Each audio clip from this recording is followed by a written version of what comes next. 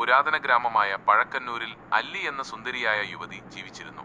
അവൾ ഒരു ദേവദാസിയുടെ മകളായിരുന്നു. അവളുടെ സാമൂഹിക നിലയെ അവഗണിച്ച് അല്ലിയുടെ സൗന്ദര്യവും ആകർഷണീയതയും ശ്രദ്ധേയമായിരുന്നു. അവളുടെ ഹൃദയം അവിടുത്തെ ശിവക്ഷേത്രത്തിലെ പൂജാരിയായ നമ്പിയുമായി പ്രണയത്തിലായി. എന്നാൽ നമ്പി അല്ലിയുടെ സ്വത്തിൽ മാത്രം കണ്ണുള്ള ഒരു വഞ്ചകനും അത്യാഗ്രഹിയുമായിരുന്നു. അവന്റെ ദുഷിച്ച സ്വഭാവവും സത്യസന്ധതയില്ലായ്മയും അല്ലിയുടെ അമ്മയായ കർവേണിയമ്മ മനസ്സിലാക്കി. മകളുടെ ഭർത്താവിന്റെ ദുഷ്ടതയിൽ മനം നൊന്ത് കർവേണിയമ്മ അവനെ വീട്ടിൽ നിന്ന് പുറത്താക്കി. പക്ഷെ സ്നേഹത്താൽ അന്ധയായ ഗർഭിണിയായ അല്ലി നമ്പിയോടൊപ്പം കള്ളിയങ്കാട് എന്ന കള്ളിച്ചെടികൾ നിറഞ്ഞ കൊടുമരത്തിലേക്ക് പോയി. ക്ഷീണിതയായി നമ്പിയെ വിശ്വസിച്ച് അവൾ അവന്റെ മടിയിൽ തലവെച്ചുറങ്ങി.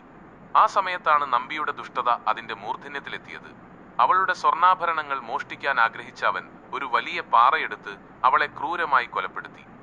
രക്തം വാർന്നു കിടക്കുമ്പോൾ അല്ലി അടുത്തു കണ്ട ഒരു കള്ളിച്ചെടിയോട് താൻ കൊല്ലപ്പെട്ടതിന് സാക്ഷിയാകാൻ അപേക്ഷിച്ചു. നമ്പി അവളുടെ ആഭരണങ്ങൾ മോഷ്ടിച്ച് അധികം താമസിയാതെ ഒരു മൂർഖൻ പാമ്പിന്റെ കടിയേറ്റ് മരിച്ചു. സഹോദരിയെ തേടിയെത്തിയ അവളുടെ ഇളയ സഹോദരൻ അമ്പി അവളുടെ മൃതദേഹം കണ്ട് ദുഃഖം സഹിക്കാനാവാതെ സഹോദരിയെ കൊന്ന അതേ പാറ കൊണ്ട് സ്വയം ജീവനൊടുക്കി.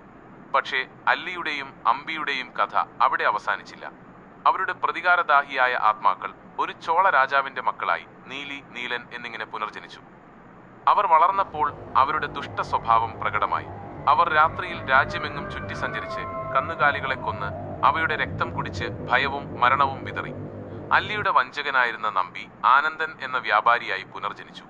ഒരു പുതിയ കച്ചവടത്തിനായി യാത്ര ചെയ്ത അവൻ താൻ കൊടുംക്രൂരത ചെയ്ത അതേ കാട്ടിലേക്ക് എത്തി. ഭീകരമായ യക്ഷി, ഒരു സ്ത്രീ രൂപത്തിലുള്ള ആത്മാവ് അല്ലെങ്കിൽ ഭൂതം ആയ നീലി, തന്നെ മുൻജന്മത്തിൽ കൊലപ്പെടുത്തിയ ആനന്ദനെ തിരിച്ചറിഞ്ഞു. അവൾ ഒരു ചെറിയ കുട്ടിയെയും കൊണ്ട് അതിമനോഹരിയായ ഒരു സ്ത്രീയുടെ രൂപം സ്വീകരിച്ച് ആനന്ദനെ സമീപിച്ചു. അവൾ ഒരു അപകടകാരിയായ യക്ഷിയാണെന്ന് പറഞ്ഞ് ആനന്ദൻ ഗ്രാമീണരോട് സഹായം അഭ്യർത്ഥിച്ചപ്പോൾ നീലി അതിബുദ്ധിപരമായി അവരെ കബളിപ്പിച്ചു.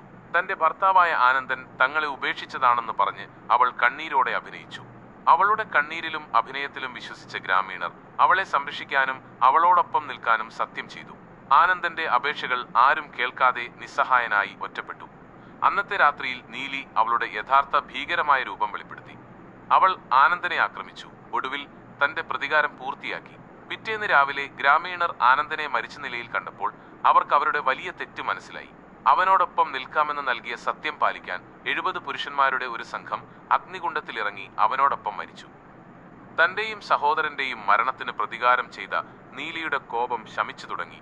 കഥയുടെ ചില പതിപ്പുകൾ അനുസരിച്ച് അവളുടെ ദുഷ്ടാത്മാവ് രൂപാന്തരപ്പെട്ടു. അവൾ ഒരു ശക്തയായ അമ്മ, ദൈവമായും നാടിന്റെ സംരക്ഷകയായും കരുതപ്പെട്ടു. മറ്റു ചില പതിപ്പുകളിൽ അവളുടെ പ്രതികാരദാഹം ശമിക്കാതെ ഐതിഹ്യങ്ങളിലെ പുരോഹിതനും മാന്ത്രികനുമായ കടമറ്റത്ത് കത്തനാർ അവളെ ഒതുക്കി നിർത്തുന്നതുവരെ അവൾ കാടുകളിൽ അലഞ്ഞുതിരിഞ്ഞു.